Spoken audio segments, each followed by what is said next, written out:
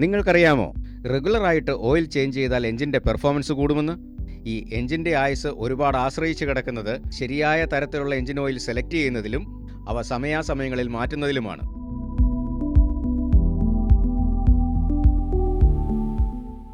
Hi, എൻ്റെ പേര് കാരൺ. ഇന്ന് ഞാൻ നിങ്ങളോട് പറയാൻ പോകുന്നത് എങ്ങനെ നിങ്ങളുടെ ആക്സസ് 125 ഓയിൽ ചെക്ക് ചെയ്യാമെന്നതാണ്. ആദ്യം നിങ്ങൾ ഉറപ്പുവരുത്തേണ്ടത് സ്കൂട്ടർ സെൻട്രൽ സ്റ്റാൻഡിലാണോ കിടക്കുന്നത് എന്നാണ്.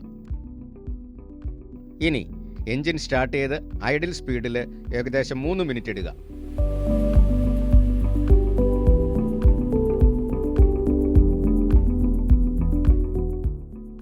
മൂന്ന് മിനിറ്റുകൾക്ക് ശേഷം എൻജിൻ ഓഫ് ചെയ്യുക. ഒരു 3 മിനിറ്റ് അത് തണുക്കാനായി വിടുക. എൻജിൻ തണുത്തതിന് ശേഷം സ്കൂട്ടർ സെൻട്രൽ സ്റ്റാൻഡിൽ നിന്നെടുത്ത് നേരെ നിർത്തുക. എന്നിട്ട് ഡിപ്സ്റ്റിക്ക് ഉപയോഗിച്ച് എൻജിൻ ഓയിൽ ചെക്ക് ചെയ്യേണ്ടതാണ്.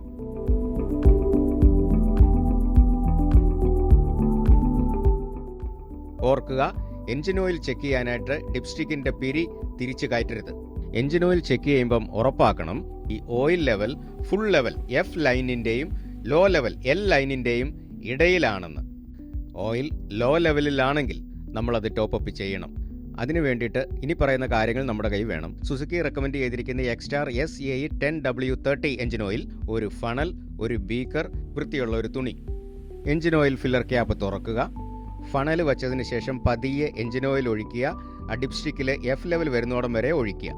ഇപ്പോൾ ഓയിൽ ഉണ്ടായിരുന്നത് എഫ് ലെവലിൻ്റെ മുകളിലായിരുന്നെങ്കിൽ കുറച്ച് ഓയിൽ ഒഴിച്ചു കളയുക. അങ്ങനെ ആ ലെവല് അഡ്ജസ്റ്റ് ചെയ്യുക. ശ്രദ്ധിക്കുക, അവിടെ ഇവിടെയായി വീണ് കിടക്കുന്ന ഓയിൽ നന്നായി തുടച്ചു കളയണം.